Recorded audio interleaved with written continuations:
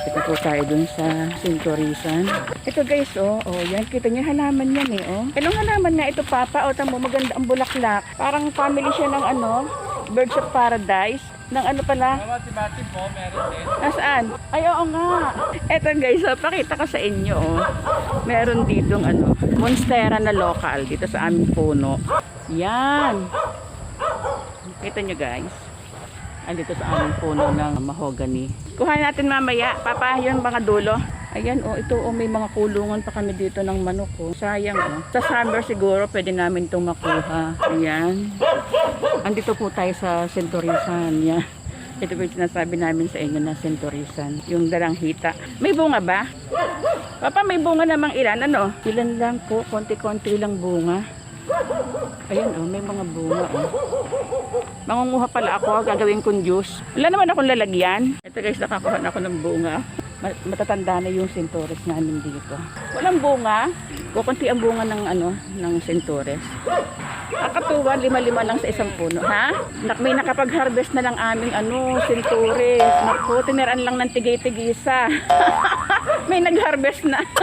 Di bale, pinakinabangan naman kung sino mang nag-harvest niyan. Wala, tiniran lang kami ng hindi kasi kami nakakapunta dito. Ito guys yung mga kulungan ng aming baboy dito. Dati kasi may laman to. Ang laman nito mga 100 heads na baboy. Ayan matibay po yung aming dito, kulungan ng baboy. Hello. Ayan Ito, meron pa doon kulungan ng Oo. baboy. Hindi pa po kami makapagbaboy ulit gawa ng mahirap pong maghayupan. Marami yung naghahayupan dito. Ilang taon na kami hindi nakakapunta dito Yes. Kaya hindi namin alam pero nakakatuwa ubos yung amin Pinaano ko pa naman to, pinatabasan ko. Pinatabasan mo nga to Agap. Ayan naku. Nilagyan lang ng Sino kaya nag-harvest nito? Papakita lang. Pwede yung gulayin. Alin? Langka. Ito Ay, bata pa yun eh. Hindi ito gulayin. Ito? Ito, ito. Ito? Isa lang?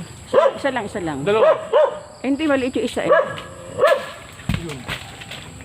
Ayan, kumuha po kami ng langka. Aming gugulayin. Wala namin. Ang lang kaya. Sino maghihiwa ako? Oo. Try. Hello, good morning guys. Welcome po kayo sa aming kubo. Ngayon samahan niyo po ako para i-welcome natin yung aking bagong collection ng mga halaman na ipinasok ko dito sa kubo. Bali, isa-isahin po natin. Gusto ko pong ipakita sa inyo yung aking bagong collection. Philodendron giganteum. Ang laki-laki niya. Sobrang happy ako na nabili ko to. Kaya hindi ko na i-video yan nung binili namin, nung pinick up namin. Pagdating namin sa Lokban, bumuhos yung malakas na ulan. Hindi ko na i-video kaya yun. Ngayon ko palang ipapakita sa inyo. Kita nyo, sukatin nga natin. Ayan. Bali, ang kanyang Grabe. dahon ay Ayan, 31 inches. Ayan. Yung haba ng dahon. Oo. At ang lapad naman niya ay Ayan, 21 inches. Tapos Yung kanyang ito. stem, Tingnan natin. yung kanyang stem ay sakto na 1 metro. 1 meter ang Bali, ang dahon niya ngayon, currently, yung matured ay Parang 1, 13. 2, 3, 4, 5, 6, 7, 8, 9, 10, 11, 12, 13, 14, 15. 15 na. 15? Oo, dahon. 15 yan. Bali, 15 na dahon na. Pero ang nakakatuwa, hindi lang po yan. May anak pa po yan. Ito, ipapakita ko sa inyo. Bali, nakadalawang hakot kami sa Lokban Kasi nga hindi kasya. Ito, Philodendron giganteum din po yan. Yan, may 4 na dahon siya. May suloy na ngayon o sumusuloy na. Tapos gusto ko ipakita rin sa inyo guys. Ito medyo malabo. Ito po yung mga binili namin sa Lokban. Yung red emerald. Medyo madami po yan. 2, 4, 5, 6, 7, 8, 9. Ay, may pinasok ako sa loob, 2. Bali, 11 Ito pa guys. Parang to, Parang ay yata to. siya, Black Majesty siya. Black Majesty daw to. Yan Oo nga, parang Black Majesty yan. Dark Lord pala. Ito pa po yung isa. Ito pa Dark Lord Yan. din yan.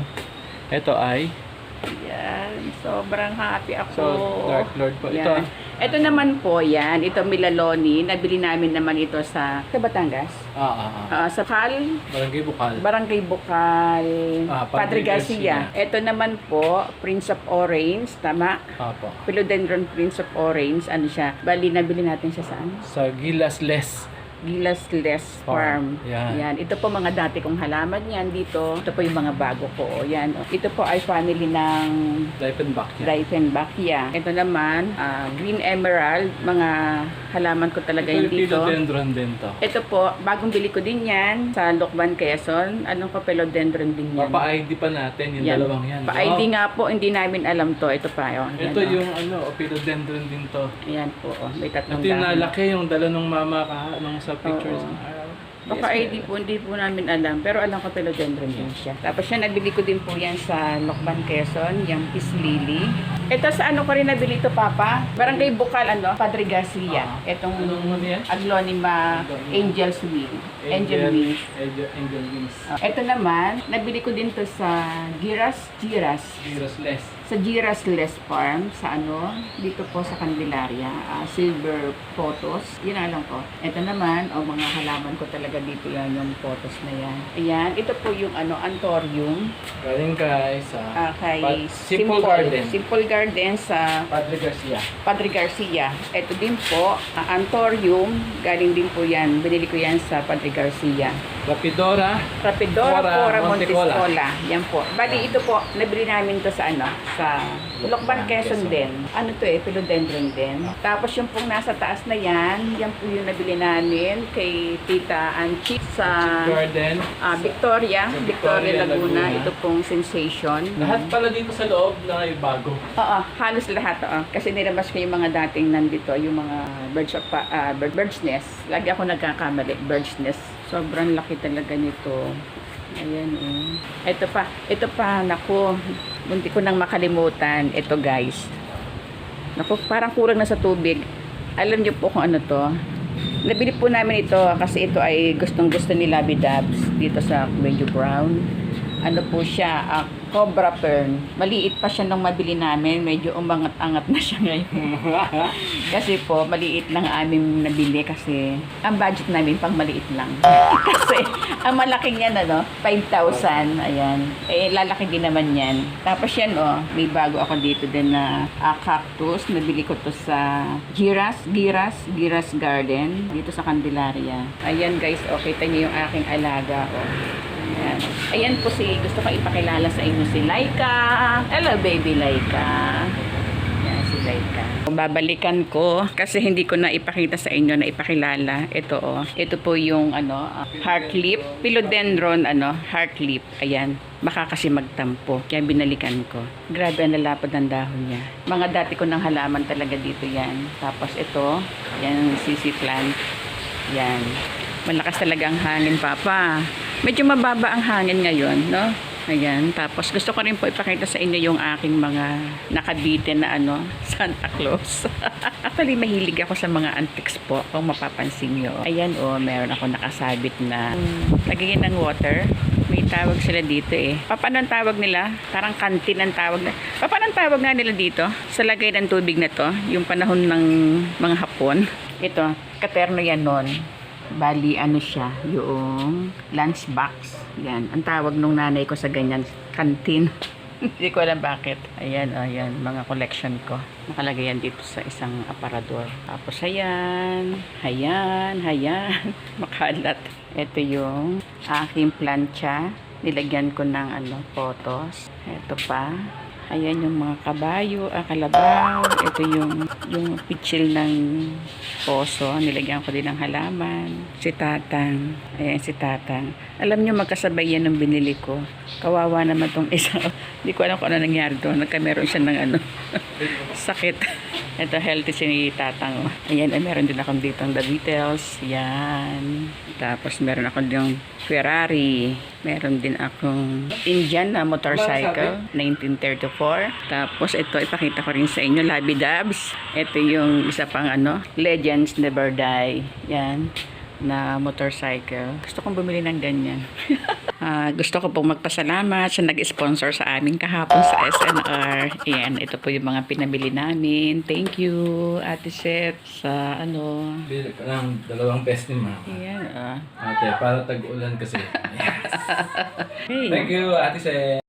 Good morning guys. So dahil maulan ngayong araw na to, so ang gagawin natin ngayon, magpo-propagate tayo ng philodendron heartleaf. So papakita ko sa inyo kung paano ako mag-propagate. Ito ipapakita ko sa inyo yung mga kailangan natin. Una, kailangan natin ng paso. Kailangan natin ng lupa. Itong lupa na to, bali, ito yung lupa, tapos nilagyan ko ng ipa. So minix ko na to.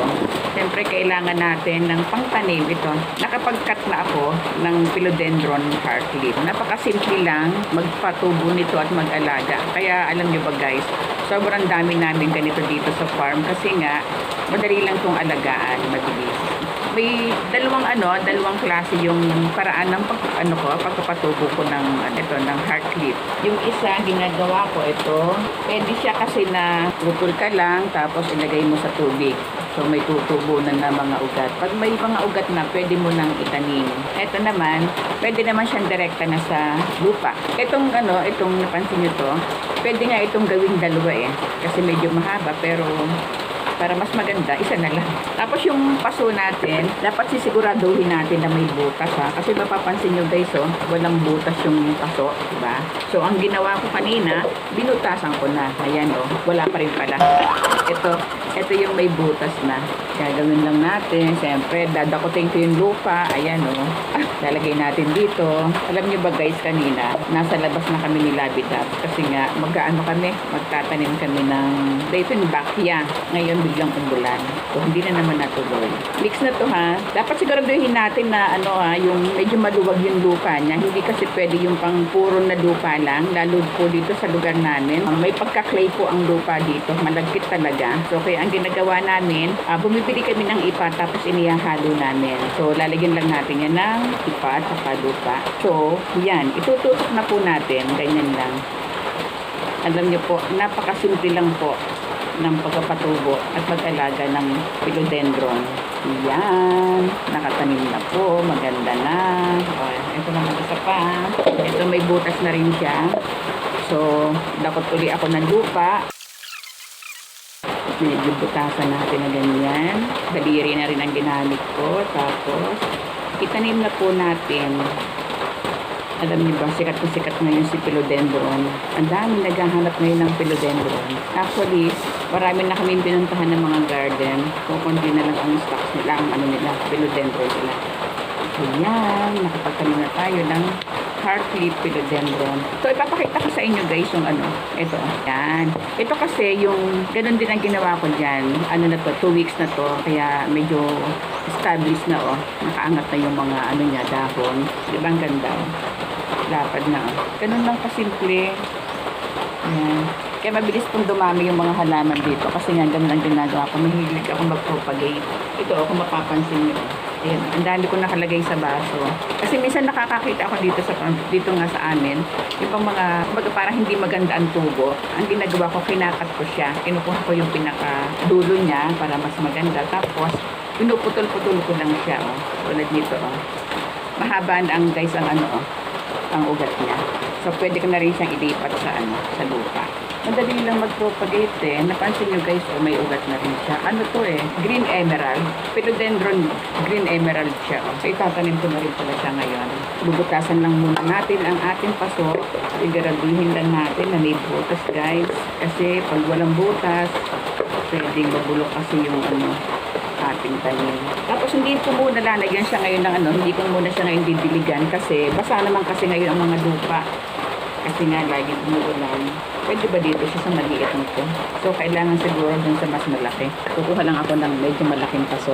Ito guys, bali, kumuha ako ng mas malaking paso kasi parang sobra naman laki nito para dito sa maliit na paso. Ganun din, ang gagawin natin, bubutasan din natin. Ayan, may butas na. So, ilalagay na natin yung lupa.